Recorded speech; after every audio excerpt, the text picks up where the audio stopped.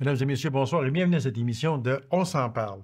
Le panier d'épicerie ne cesse d'augmenter et qui en profite? On va parler d'assurance récolte. Est-elle assez généreuse envers le monde agricole? On va parler aussi de la fameuse deuxième coupe qui, cette année, donne des maux de tête à tous les cultivateurs ou à peu près. Alors, pour nous en parler, je reçois un producteur laitier de Poularie en Abitibi-Ouest, M. Gabriel Rancourt. Monsieur Rancourt, bonsoir. Bonsoir. On esquisse un petit sourire, mais c'est vraiment pas drôle. C'est pas drôle, mais c'est normal aussi. Je veux dire, dans le sens que, bon, on s'en est parlé avant l'émission, puis on se disait, voyons, telle affaire, telle affaire. Fait que c'est difficile à comprendre, M. Rancourt. Moi, on s'en est déjà parlé. Le panier d'épicerie augmente, c'est de semaine en semaine, c'est plus de mois en mois. C'est rendu de semaine en semaine. On dit que l'épicier ne profite pas de cette manne. L'agriculteur non plus. Qui en profite? Certainement pas le consommateur. Hein? Certainement pas.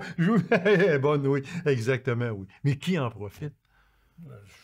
Je ne sais pas quoi vous dire. Moi, on regarde le prix des céréales depuis la pandémie. Le prix des céréales est vendu de l'avoine, moi, à 550$ la tonne. Puis là, on est vendu justement matin à 325$. Eh mon Dieu. Fait que là, puis le gruau, ça se doit être baissé. C'est fait avec de l'avoine, du gruau. D'après moi, il va augmenter encore. Ça ne surprendrait même pas. Il n'y a pas un lien direct. Hein? C'est ça qui arrive. Il y a tellement d'intermédiaires, puis de fournisseurs, puis de sortes d'affaires. Je ne sais rien comprendre. C'est du chinois. Je ne sais pas quoi vous dire. Moi, je sais que je suis un producteur de lait. Je produis du lait. Nous autres, on a eu une augmentation du prix du lait de 8%. Ça fait au-dessus d'1 an. Ça va faire 1 an, c'est-à-dire. On n'a pas eu depuis ce temps-là. Puis là, je serais curieux de savoir les produits laitiers, comment ça a augmenté. Je ne sais pas. Moi, du lait... Moi, j'en ai une liste ici. Là, on va la regarder tantôt. Mais quand vous dites que vous avez eu environ 1 an, 8%. Oui.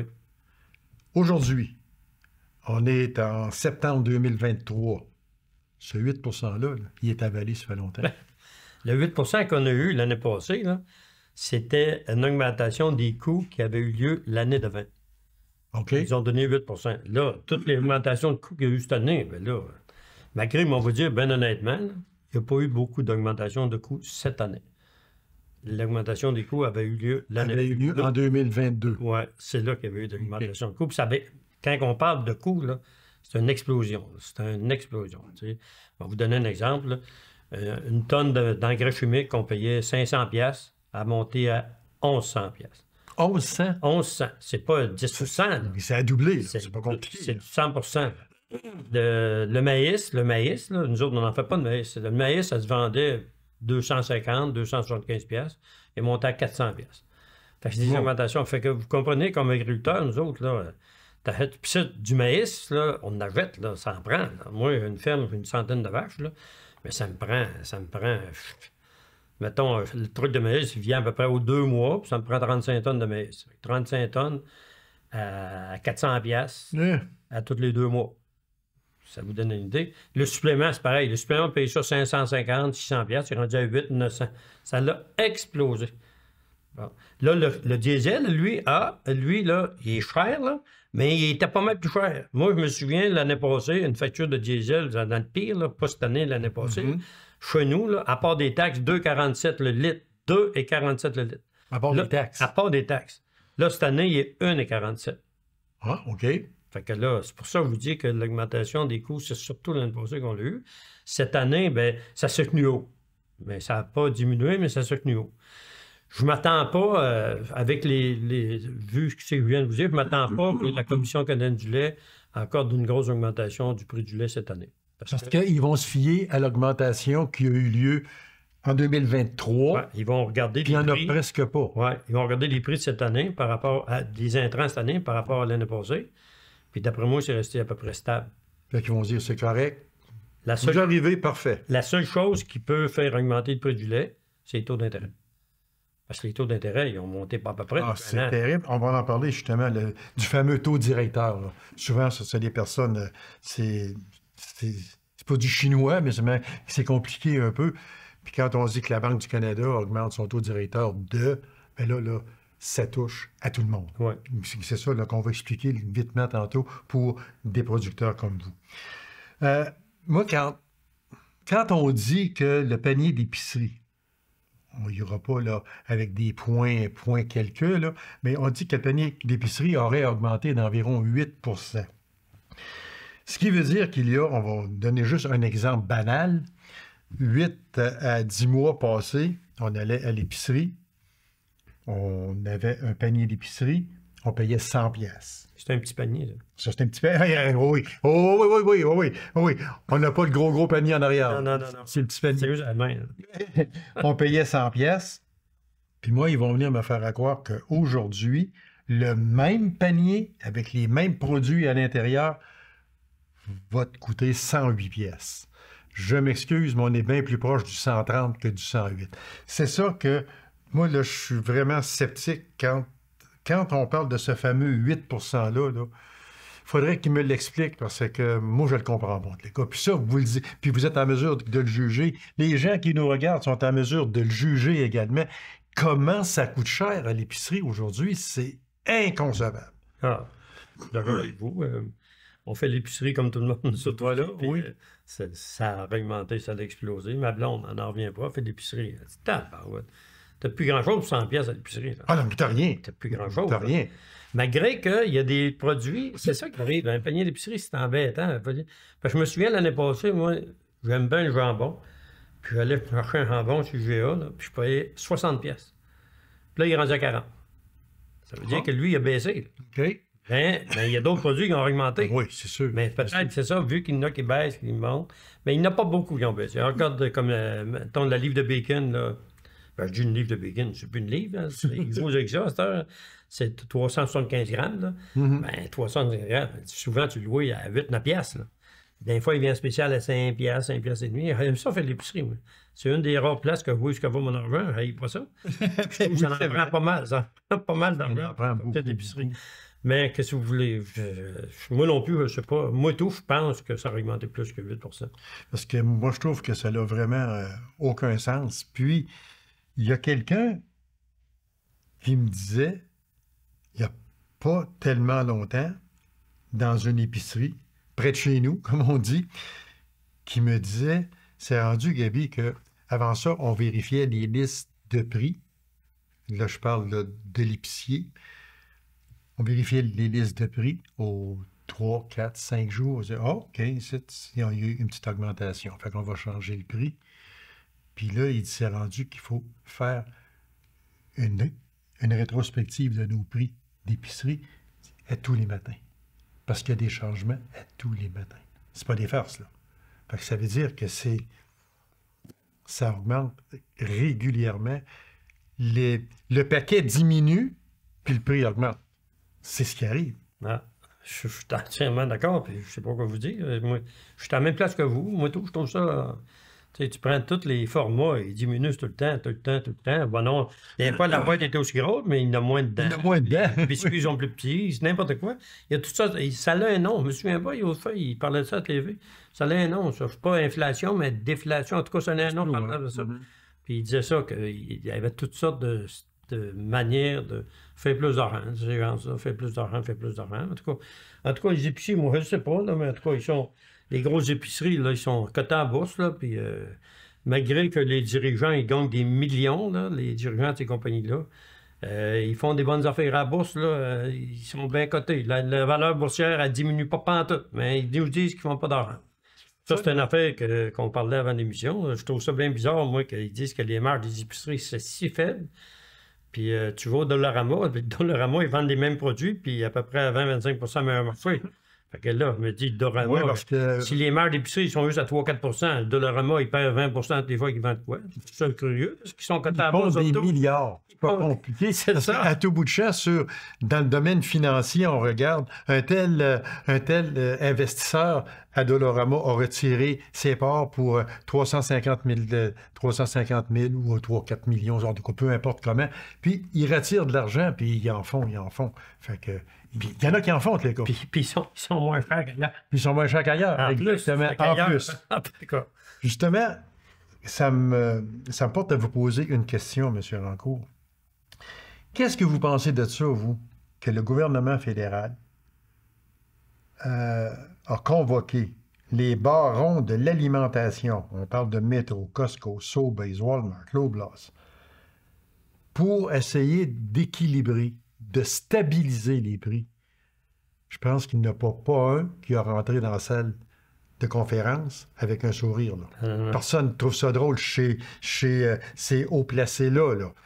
Mais ça va donner quoi?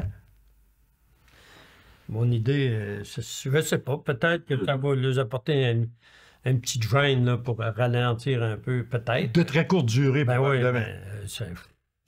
ils ont le gros bout du bâton, si vous voulez vous dire. Je ne sais pas. Moi, personnellement, je ne sais pas ce que ça nous mène. Ça. Je ne pense pas que ça donne des résultats. J'espère pas beaucoup de ça, mettons. Non, et moi non plus. Je vous le dis en passant. Vous êtes producteur laitier. Oui. Il y a eu ici, j'ai des chiffres, puis expliquez-nous-les. Vous avez sûrement une raison, des raisons. On parle ici de l'augmentation du prix du lait de 14,1 %. Augmentation de la volaille, 12,2 %. Augmentation des œufs, 16,9 %. Vous en produisez du lait? Faites-vous des revenus à comparer avec l'an passé et cette année de 14,1 % de plus? Non. Ça, c'est l'augmentation que vous me parlez, là, c'est l'augmentation des épiceries, des produits laitiers. Là. Mais ça n'a pas à voir. Ça passe beaucoup de main, ça. Là. Nous autres, comme je vous dis, l'année passée, on a eu 8 %. Puis le 8 % là, pour être bien honnête, là, pour refléter nos coûts, là, pour faire la même argent qu'on faisait, là, ça aurait fallu 20 %. Ça aurait fallu 20 % Au lieu de 8. Au lieu de 8. OK. On a eu 8. Puis les producteurs, ils ont été assez, comment je dirais, compréhensifs. T'sais, ils ont dit, crème, faut qu'on le vende, ces produits-là. Il ne faut pas augmenter trop non plus, parce que là, on est à un temps, on n'en vendra plus, Calvaire. Il y a une limite, là, de pouvoir d'achat. Il y a une limite. Oui, c'est sûr. Fait qu'on a pris notre 8 %, on va dire, on va prendre des marges plus serrées, puis on va s'organiser avec ça, qu'est-ce que tu voulais qu'on fasse? Mais là, écoutez, nous autres, on le vend à un transformateur, le transformateur le transforme, le transport, ça se vend à des brokers, les brokers se vendent à l'épicerie. Ça passe beaucoup de main. Là. Puis là, eux autres, ils ont toutes des augmentations de coûts, eux autres. Il n'y a pas une Oui, c'est sûr. Ça prend plus de fuse, pas plus de fuse, mais le fuse est plus cher, ça coûte plus cher de fuse, ça coûte plus cher de salaire, ça coûte plus cher partout. Le camion, ça a monté. Le prix des réparations, les pneus, etc. Tout a augmenté. Fait que là, eux autres, il faut bien qu'ils ne peuvent pas faire la charité non plus. Fait que là, un coup, vous mettez tout ça. Puis là, ça arrive à l'épicerie. Puis l'épicerie, eux autres, tous, ils ont des problèmes de main-d'œuvre, c'est du monde, puis tout augmente. Fait que là, on se retrouve avec une facture qui est rendue là. Moi, une augmentation de. Parce que l'inflation, en général, je pense qu'elle est rendue à quoi? 4,4, là, elle a augmenté récemment. 4,7. Ouais, ça fait des cas vraiment maudits. On a baissé à 2,5. Oui, exactement. C'est à 4,7 que toi, environ ça, entre 4 et 5. Oui, c'est ça. Là, il nous disait que c'était il disait, ça, c'est assez drôle, c'est assez paradoxal. Il nous disait qu'une des principales raisons, c'est à cause de l'augmentation du taux d'intérêt. Parce que le taux d'intérêt qui a augmenté, c'est sûr que là, ça augmente l'inflation, ça, c'est le taux d'intérêt augmente. Oui. Tous les produits augmentent, ça augmente l'inflation. C'est sûr. Fait qu'on augmente le taux d'intérêt pour diminuer l'inflation, mais ça a comme conséquence de augmenter l'inflation. Je ne sais pas, moi, je n'ai pas été à l'école assez longtemps, là, mais... Non, mais vous avez une bonne expérience, par exemple. Ouais, en tout cas, je ne sais pas, puis je vois pas comment ils peuvent faire... C'est un méchant problème, c'est l'inflation, c'est un méchant problème. Parce que tout le monde court après sa queue. Tout le monde. Les salariés, eux autres, ils disent « Hey, là, l'inflation a monté. Moi, j'arrive plus, là. » Alors, regardez, juste dans le domaine public, là, le gouvernement, il offre 9 % sur 5 ans. Hey, 9 % sur 5 ans, vous entendez-tu? L'inflation était à 4,5, elle était à 8,9.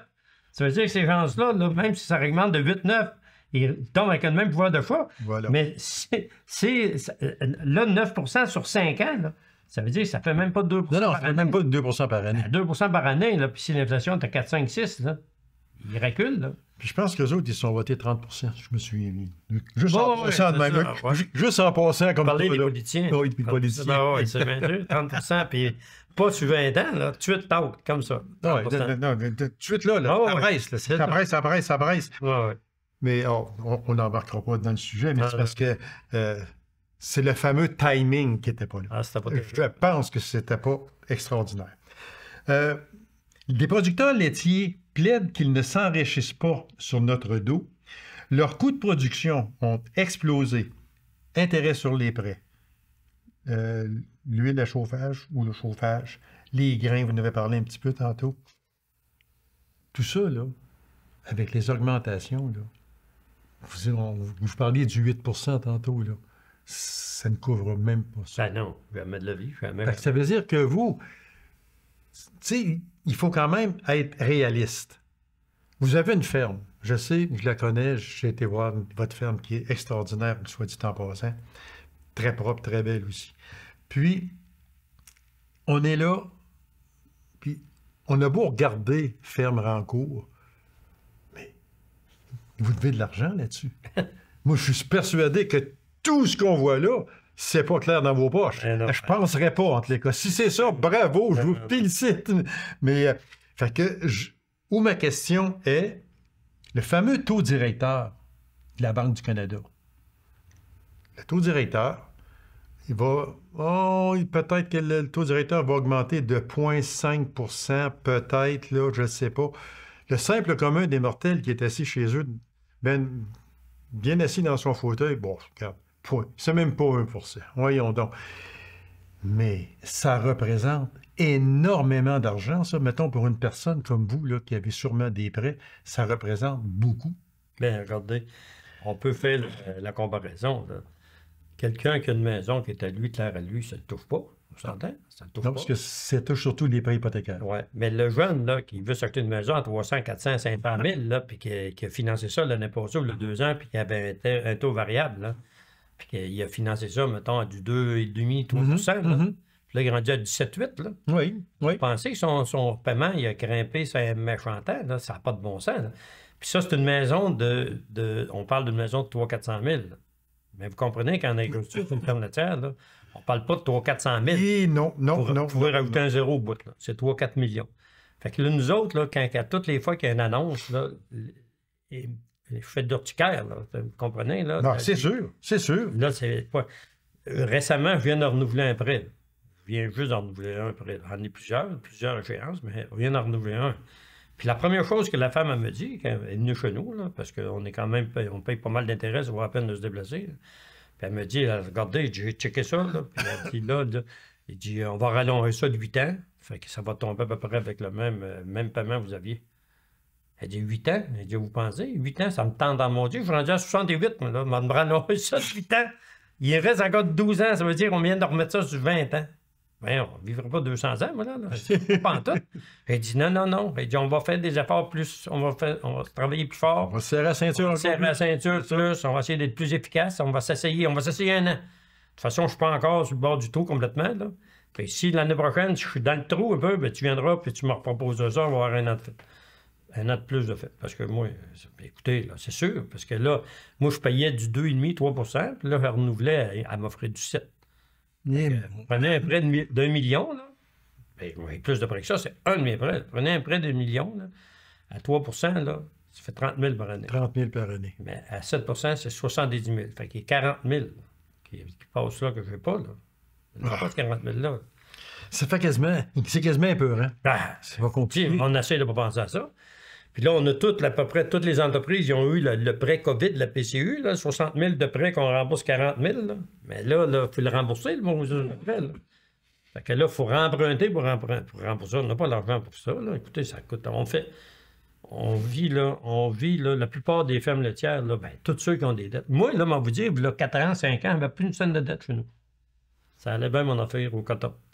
Puis là, le gouvernement, puis le public en général, là, ils disent le bien-être animal, il faudrait améliorer ça. C'est mieux que les animaux, ça aille l'eau. Il ne faudrait pas que c'est attaché avec une chaîne. Puis moi, c'était une même chez nous. Fait que là, en 2017, je me suis décidé. J'ai fait un investissement de 3 millions. Eh mon Dieu. J'ai mis une belle étable neuve de 300 000 long, toute la stabilisation libre, avec des robots, toute la belle affaire.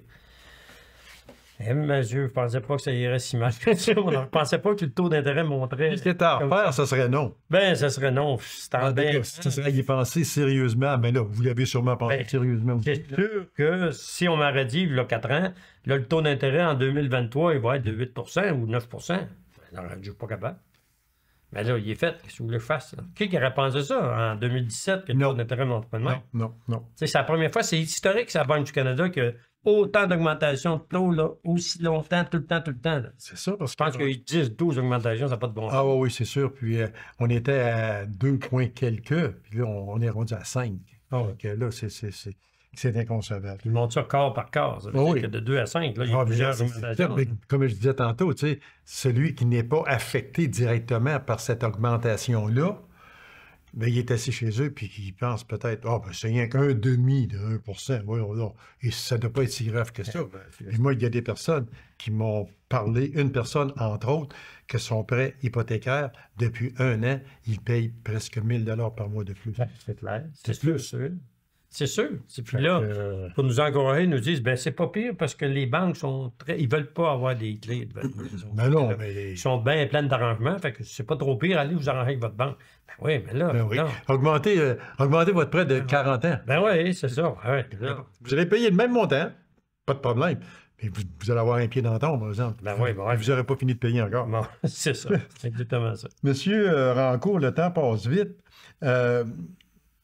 La fameuse deuxième récolte, ça, pour les cultivateurs, c'est, je dirais pas important, c'est essentiel. Ben oui, c'est sûr.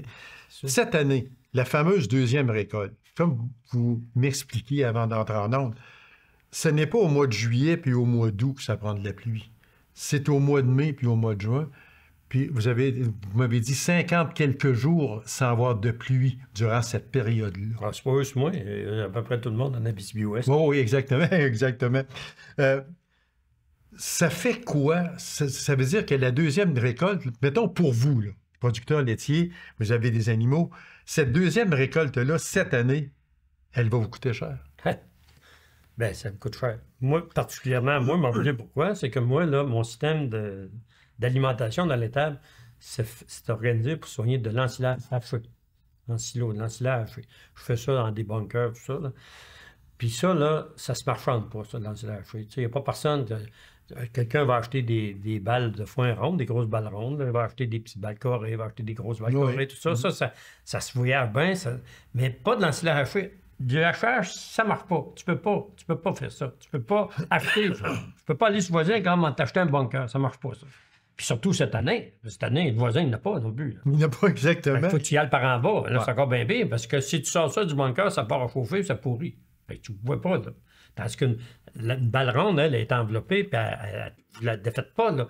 Mais l'ensilage haché, il faut que vous la défaites. Elle part à pourrir, c'est pas bon. Ça veut dire que pour moi, là, ça me prend mon ensilage. Vous parlez de la deuxième coupe. On peut parler de la première. La première, c'était désastreux et tout. Ah oui, aussi? Ah ben, hey, la première, on vous donner un ordre de grandeur. Moi, la première coupe, l'année passée, là, j'ai fait 10 hackbags. Un hackbag, c'est pour vous donner un ordre de grandeur, c'est 50 voyeurs d'ensilage. Oui, mon Dieu. OK? J'en ai fait 10. Ça veut dire que j'ai ramassé 500 voyeurs d'ensilage en première coupe. J'ai fait 350 boules rondes de 5 pieds. Puis j'ai fait 15 000 balles de foin en première coupe l'année passée. Cette année, j'ai ramassé 5 bunkers, 900 balles, des petites balles carrées, des petites, là. L'autre année, 15 000, cette année, 900, puis aucune balle ronde. Puis pas juste moi, là. Je parlais avec un de mes voisins, là, Jean-Guy Godbout de Sainte-Rose. Là. Lui, il me disait, je l'ai vu en fin de semaine, il dit, moi, l'année passée, à cet site, là, après la deuxième coupe, j'avais 9 000 balles rondes. Lui, il a 450 vaches. Là, cette année, j'en ai 3 500. Les 2 coupes finies, là. Et 9 500. Il va en manquer pas à peu près. Ben oui, mais c'est ça. Fait que là, il faut qu'ils vendent des animaux. Puis là, on souhaite avoir un paiement d'assurance récolte. Puis là, l'assurance récolte, là, vous dit que... C'est ça qui est bizarre un peu, c'est que l'assurance récolte, eux autres, c'est compliqué, mais en tout cas, ils ont des stations météo, puis les autres, ils jugent. Je parle des stations météo qu'il y a partout en région. Partout, là, au Témiscamingue, partout. Puis eux autres, ils ont évalué que les pertes de la première coupe étaient égales à peu près partout en région égale. Mais, ce qui est bizarre, c'est que les gens d'Abitibi-Ouest, ils arrêtent le foin des autres régions.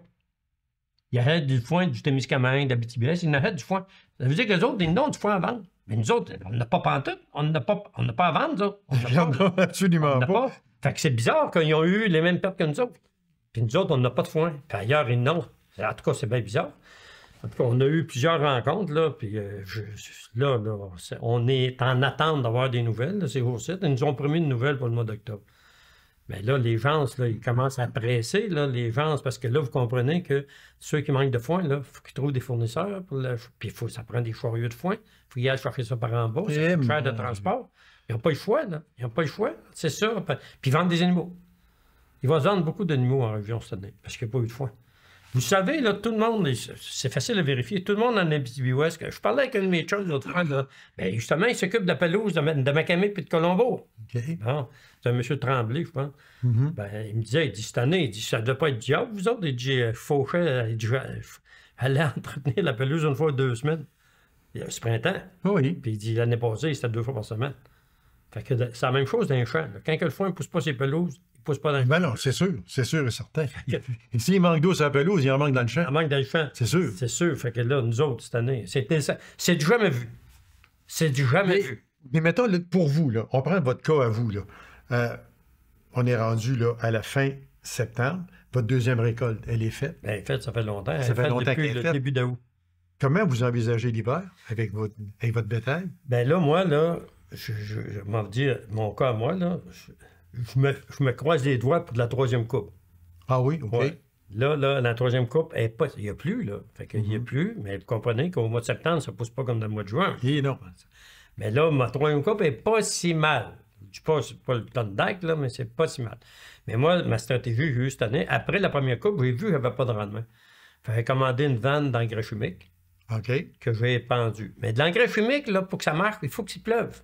S'il ne pleut pas, ça ne marche pas. Parce qu'il faut qu'elle pénètre. Ben oui, mais C'est là, ça, OK. ça reste là. Puis c'est pas ça, l'engrais, si vous mettez ça, puis s'il fait beau, elle s'évapore. C'est du nitrate, elle s'évapore. Fait que là, moi, j'ai attendu là, un vendredi qu'il annonçait de la pluie, là, gros comme le brut la fin de semaine, 90%. J'ai dit, là, c'est le temps. J'ai attendu ça toute la soirée, tout mon engrais à grandeur.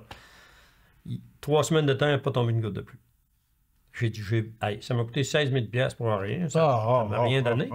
Mais ça a donné de quoi, finalement? Fait que je me suis rendu compte quand j'ai récolté, parce que juste que j'avais mis des engrais, il y avait un peu de foin, puis juste que je n'avais pas mis, il n'y en avait pas en tout. Je n'ai même pas fauché, je n'avais pas mis. Fait que là, vous comprenez que j'ai eu à bout de faire 4 high bags en 2e. Ça, c'était bon, là, parce que je m'attendais d'en faire 2, j'en ai fait 4.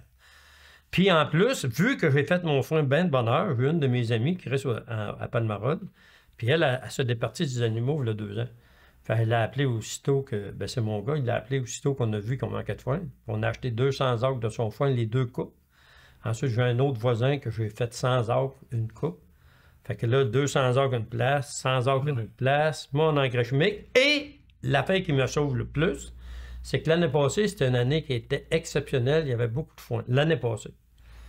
Fait qu'il me restait des restes de l'année passée. Il me restait 3 high bags de l'année passée. Fait qu'avec ces 3 high bags-là, le fait que j'ai mis de l'engrais, le fait que j'ai acheté le foin Manon, le fait que j'ai acheté le foin Dominique, puis si je fais de la 3e coupe, je n'en manquerai pas beaucoup. Ça va passer. Ça va passer serré, mais ça va passer. Ça va passer serré. Il va falloir mettre quelques balles rondes pour donner au tard, parce que je peux donner des balles rondes au tard, puis garder mon ancillaire pour les verres d'un table. Mais je n'aurais pas de grosse pantoute. Là, il ne faudrait pas que l'année prochaine, qu'il arrive une année comme cette année. Non. Là, Monsieur Rancourt, merci. C'est tellement intéressant. On va vous réinviter parce que c'est vraiment très intéressant de vous entendre. Et je vous remercie. Puis je vous souhaite bonne chance également. Ah, ben, merci beaucoup. C'est moi qui vous remercie. Alors, mesdames et messieurs, merci d'avoir été là. On vous donne rendez-vous à une prochaine émission dont on s'en parle. Au revoir et bonne semaine.